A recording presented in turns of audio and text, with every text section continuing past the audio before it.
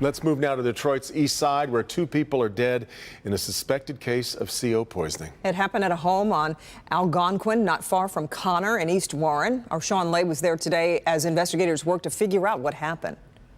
A concerned family member got a very bad feeling when they hadn't heard from their loved one in more than 24 hours. That was very unusual. We're talking about no one answering the phone, no one responding to any text messages.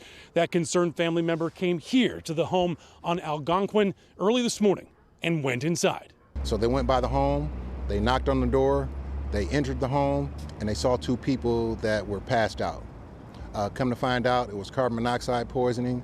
There was a generator in the home. The generator wasn't running. 2 people found dead in this home on Algonquin on Detroit's east side early this morning. 2 bodies in a bedroom and a generator not running positioned in the kitchen.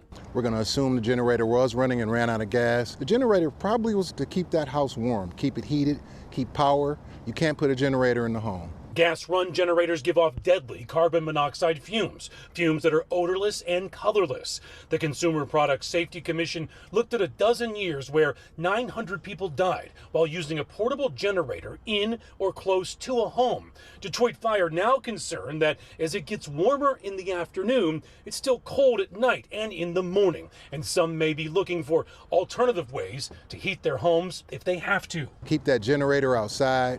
Keep that window cracked if you think you have any carbon monoxide, and get out. Call 911, call us. Call 911, call us. We're live now. Been checking on this sad case all day long, and tonight there is new information. One of the people discovered in that home, one of the victims, a woman, she's only 26 years old. Her friend was talking to me. She could barely speak, saying her friend went over to that house just a few hours before she was discovered. Everything else under investigation. We're live tonight. Sean Lay, Local 4, back to you. So sad.